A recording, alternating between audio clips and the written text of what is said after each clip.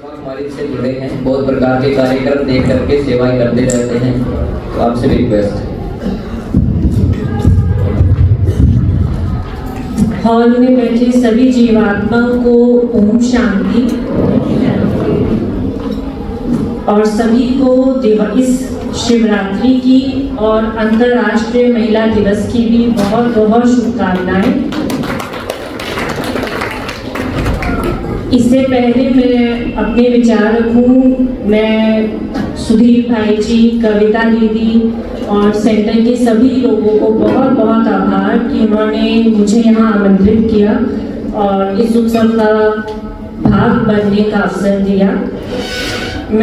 मुझे मालूम है यहाँ बैठे सभी लोग बहुत ज्ञानवान हैं जो सेंटर से जुड़े हैं और शायद वो काफ़ी ज्ञान जानते हैं, समझते हैं और मेरे पास ऐसा कुछ नहीं है जो मैं उनके इस ज्ञान में और वृद्धि करूं, पर मैं ये ज़रूर कहूँगी कि मैं इस संस्था से पिछले 12 वर्ष से जुड़ी हूँ और अपने विचार के स्वरूप आपके साथ शेयर करना चाहती हूँ। जो मैंने पहले कहा, आप सभी ज्ञानवान हैं, तो ऐसा नहीं कि मैं आपकी ज्ञान में वृद्धि करूं, तो जो कह रही हूँ वो अपने मन के भाव हैं, जैसे हम परिवार के समक्ष रखते हैं।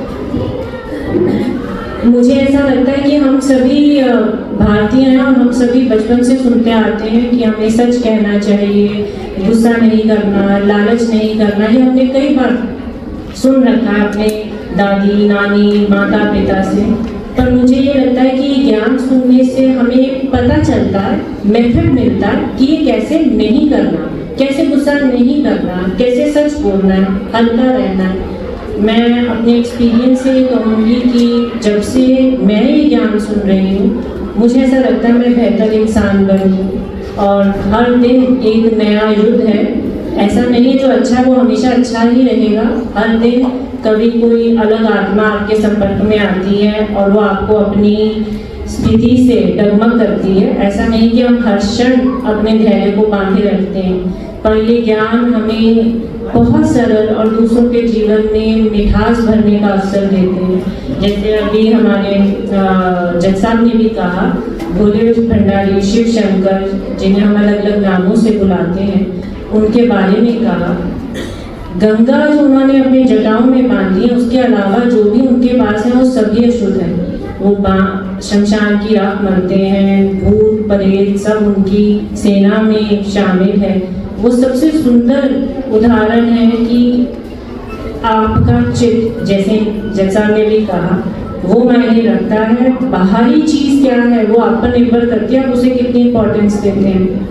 और मैं बस यही कहूँगी कि हमें सिर्फ अपने पे ध्यान रखना है। हम अक्सर बहुत आनंद लेते हैं, उसे ऐसा नहीं करना था, ऐसा नहीं करना था, बस वो दृष्टि बाहर से घुमाकर वो अगर टेलीस्कोप या चश्मा अपने भीतर रखें तो मुझे लगता है कि किसी और का व्यवहार हमें अफेक्ट ही नहीं करेगा और हम ही बेहतर बनेंगे।